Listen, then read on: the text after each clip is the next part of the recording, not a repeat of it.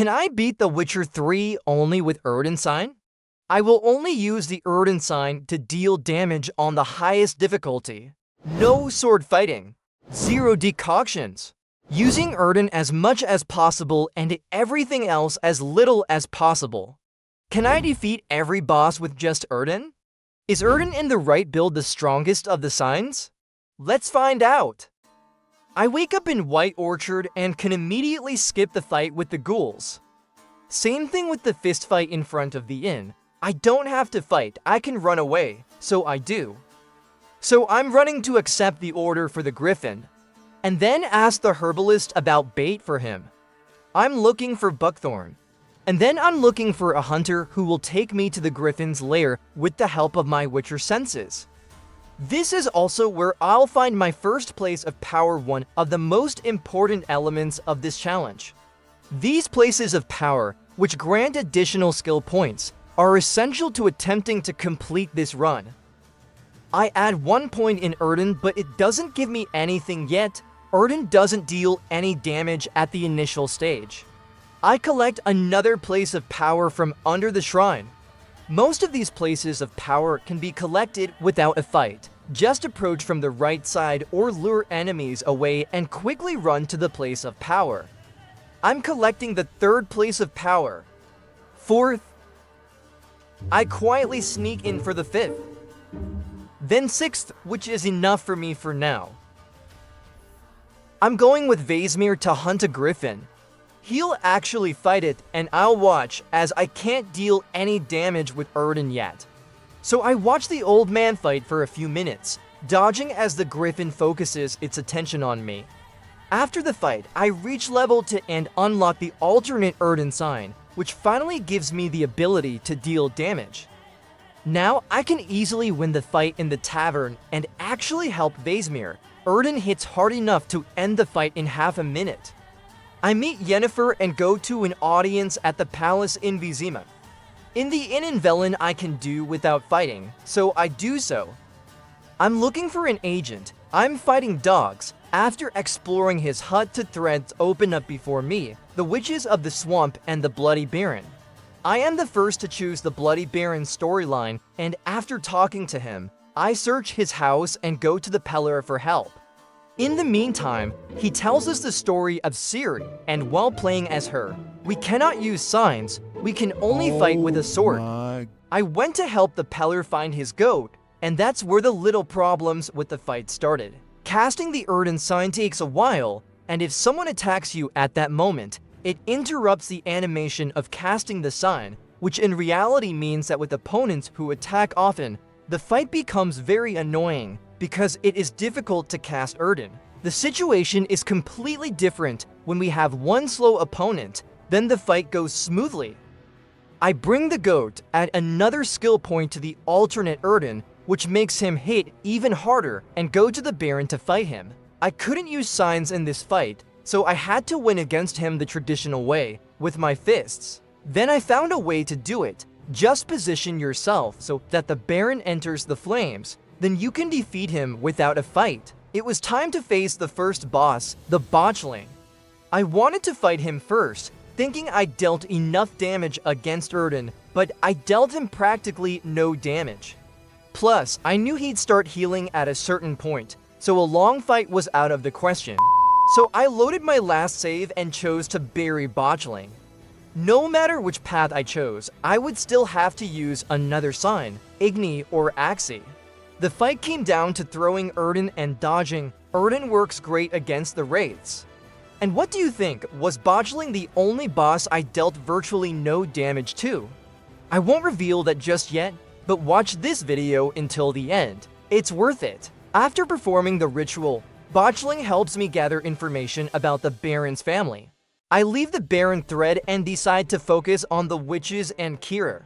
I have to use another sign again, this time Igni, to burn the rats' nests. Then we have a fun fight with a golem. My sorceress and I both deal quite a bit of damage, so it doesn't take long. And it's time for one of the worst fights in this challenge, the fight with the hounds of the Wild Hunt.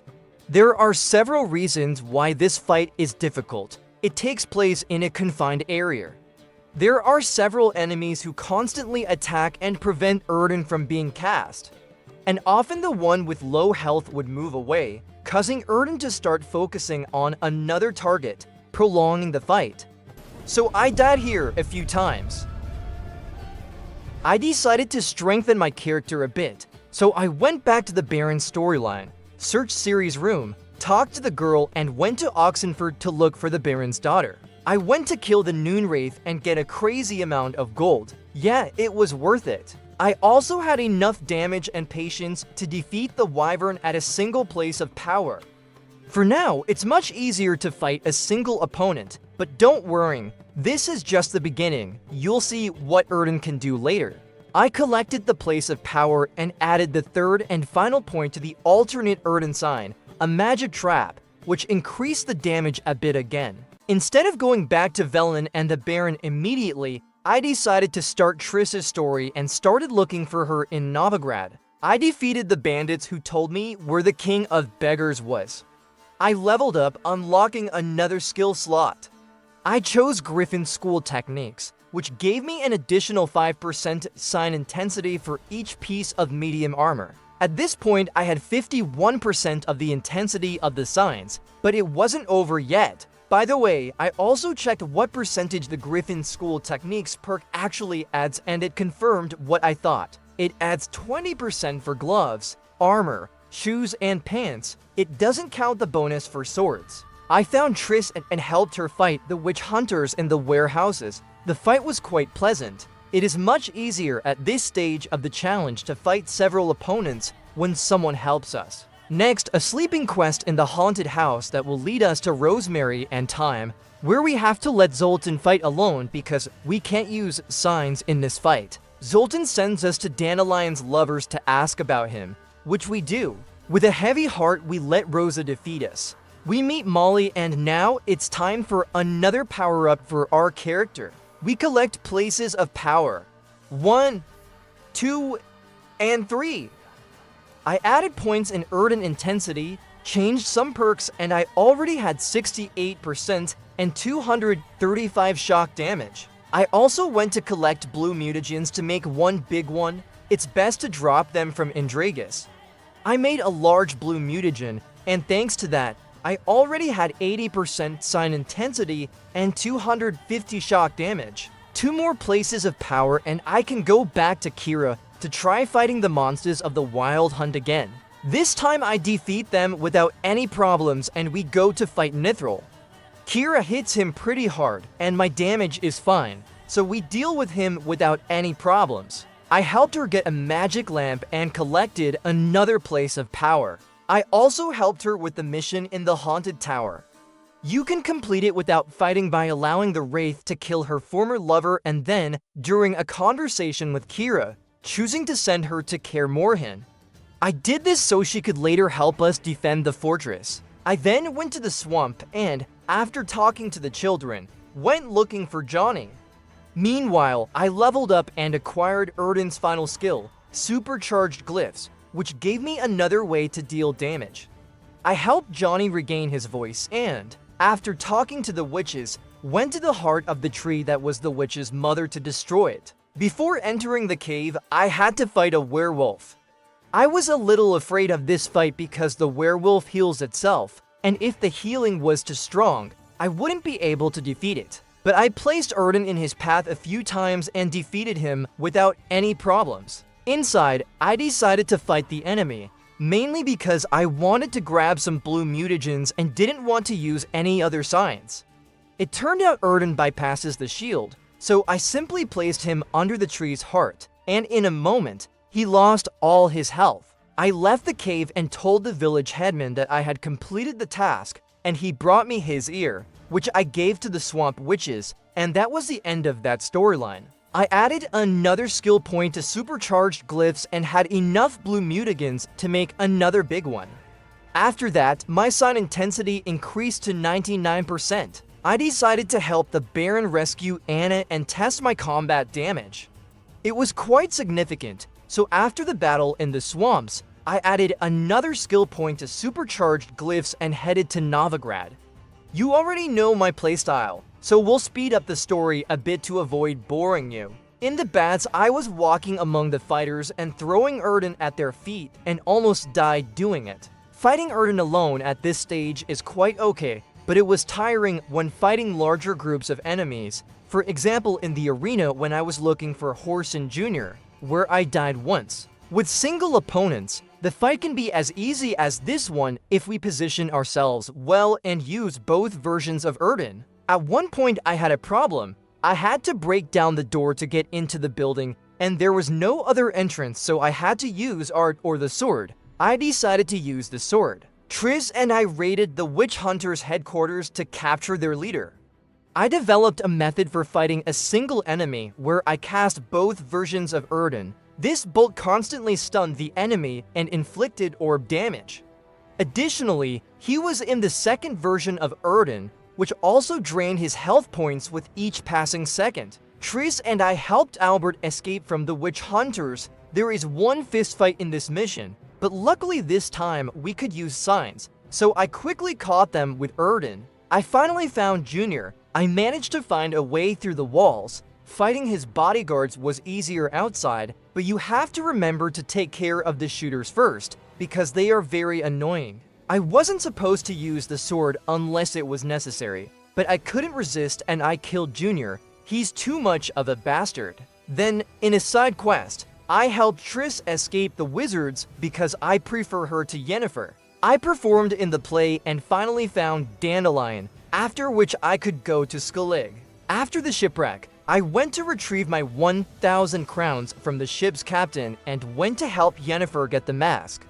Along the way, I had to fight bears and wolves while high, and then an earth elemental.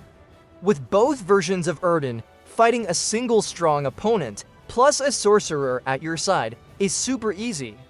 The bosses won't be so easy, I can tell you that, so stay until the end. I went with Yen to use the mask. Along the way, we had to fight Fogels. Fighting them is tedious because they often seem far away, and you can cast Yrden and they'll immediately burst out of the fog and attack. Then we had to search for the body in the werewolf's garden, and after finding it, Yennefer had to perform a black ritual. We were getting close to the fight at Kaer Morhen, so I decided to make a Griffin school set to further increase sign intensity.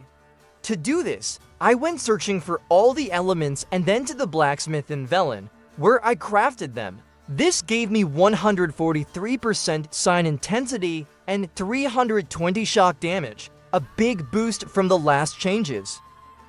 I came to Kaer Morhen with Yuma and set out to help the Witchers and Yennefer. Initially, I went with Lambert. The hardest part was the fight with the Harpies. My Yrden, the one that creates a circle on the ground, scales with the enemy's level, so over time, the damage should increase. Then I went on his boat with him, and it had one of my favorite lines in the game. Oh, but I am one. Want to hear a limerick? Sure. Lambert, what a prick. Not bad. Finally, I left the weapons to the trolls so as not to start an unnecessary fight. I filled the phylactery, after which I could go to help Eskel. Fortile wasn't scary for us. As I mentioned, it's much easier when you have someone to help you. Things will get worse towards the end with Imlerith and Yrden, but I won't spoil it just yet. Yennefer and I don't really like each other, so after the conversation she threw me into the lake. I helped her track down the source of the disturbance, and we disenchanted the elf. He told us where to go next, and so I sailed to the Isle of Mists. Once there, I helped the dwarves find their friends. The first one jumped headfirst off a rock after I killed his friends. I found the second one and helped him get to the dwarves' hut. At first, I followed the marked path and kept encountering enemies, so I changed tactics and went around so I wouldn't have to fight anyone. I found the body of the last one where the fiend was hanging out, but I managed to get to him without having to deal with the fiend. Ciri and I went to Kaer Morhen for a pre-battle conference. I made some minor adjustments to the mutagens and added other sign skill slots just to maximize the number of blue skills, which increased my sign intensity. Unfortunately, I was one small blue mutagen short of making a third large one, so I had to settle for a normal one. I had 10 skill points left, but I didn't really need them anymore, so I went into battle with Eskel. In the first stage of the fight, the quest told me to defeat the Wild Hunt warriors and close the portals with, for example, Yrden. This isn't entirely true, as all I have to do is run from the right side, close the portal with Yrden, and escape, which is a huge relief for me because I don't waste time fighting. After closing the portals, I returned to the castle and tried to take a shortcut to the gate closing mechanism, but I was in combat range too quickly, making it impossible to jump onto the barrels or climb the ladder, so I had to run around. Thanks to helping Kira and bringing her to Kaer Morhen, I didn't have to save Eskel, as she did it for me. Then I faced a fight, which wasn't too demanding, as I had many allies around me who could practically handle it themselves. I limited myself to placing Yrden and closing the portals that had reappeared. Unfortunately, I couldn't help Vesemir. Maybe if it had been Quinn's challenge, it would have worked. Ciri screamed at everyone, and the Wild Hunt decided to flee. After the fight, I went with her to Bald Mountain. We defeated a fat man with horns there, and I finally went to face the first serious boss, Imlerith. He defeated me the first time, and the second time. By the third attempt, I had established a good rhythm, dodging when he teleported. I used both versions of Yrden, but the alternative version dealt very little damage, around 20. The basic Yrden worked much better, hitting quite hard when Imlerith was in the circle. It would have been much easier if his frost shield hadn't activated, but I dodged far at the beginning of each fight, and the first time he teleported, he'd activate his shield. I could only deactivate it with Igni, but of course, that was impossible for me. The entire fight took me about 12 minutes, and I managed to defeat him on my third attempt. I began preparing for the final boss fights by visiting a few worlds with Avalak. Nothing extraordinary happened. I had to endure the onslaught of monsters in the first world, and in the next ones I had to run, jump, and fight the cold a bit. The most interesting moment in the search for Philippa was the fight with the fire elemental. It wasn't hard, but it was interesting, because Philippa dealt damage to him by blindly hitting him with her spells, and the elemental was also very slow, so most of the spell stayed in my Yrden and took a lot of damage. In the stable, I opened the door quietly from the inside to avoid a fight. The less fighting the better for me. While saving one of the sorceresses, I died quite stupidly, running into this exploding monster just as it exploded and one-shotted me. My mistake, but it won't be my last death in this challenge. I freed Margarita and went to a party in Skellige. The parties there always end the same way. Everyone fights, and that's what happened this time too. Then I destroyed the golem in Avalak's laboratory with Ciri. The fight with only Yrden at this stage is almost no problem anymore. Philippa and I then went searching for the Sunstone in the Elven ruins. I had to defeat another golem there, then a few ghosts, but Yrden and dodging did the trick. Finally, a bit of mirror spinning and we got what we came for. Now, I had to fight Caranthur. Honestly, I wasn't very well prepared for it, as I hadn't noticed I had little food to heal myself with, only alcohol left, so my screen was blurry for part of the fight. Generally, for this challenge, I focused on using as little as possible other items besides Yrden, so I had the basic version of the Swallow with 3 slots. Caranthur showed me right from the start that I have weak defense. With the first combo he takes almost all my health points, so I already knew I had to be very careful and try to avoid everything I could. I placed an alternative Yrden, but it didn't take away too much of his health, so I decided that I would place this alternative Yrden and then run up to him and throw the regular Yrden at his feet, which would take away his health points with every second. He summoned elementals, but I had a good way to deal with them. I simply positioned myself so that he would attack his elemental with his spells, and after 1 or 2 such attacks, he would practically defeat them on his own. Unfortunately, I died during one such attempt. Another problem turned out to be that when I approached him to cast Yrden, he teleported to another place, which prolonged the fight. The alcohol intoxication didn't help either, but I managed to defeat him on my second attempt. The whole fight took about 7 minutes, and I could now turn my thoughts and feet towards Yrden. On the way to the ship, you don't have to fight the enemies you encounter. You can just run past them and head straight to Yrden. The problem turned out to be the lack of swallows, which I used in the previous fight, but after a relatively easy fight with Kaer, I decided to try fighting Yrden without potions. At first, I was in for an unpleasant surprise. It turned out that the alternate Yrden dealt virtually no damage to Yrden. Initially, it was about 10 to 20 points of damage, and after moving to the open area, it was 0, so I had to limit myself to regular Yrden thrown at his feet. On the ship, I tried to cast Yrden signs to cover as much ground as possible, and I avoided his attacks. In the open area, I had to, between dodging his attacks, run up to him, cast Yrden, and then run away. It was a huge relief when I managed to run up to him while he was casting area effect spells. With the right timing, I could make him attack himself. However, without swallows, the task was very difficult. After a few deaths, I managed to initially bug him so he would stand still. I wanted to drain as much of his health as possible before the actual fight, but this method didn't quite work either.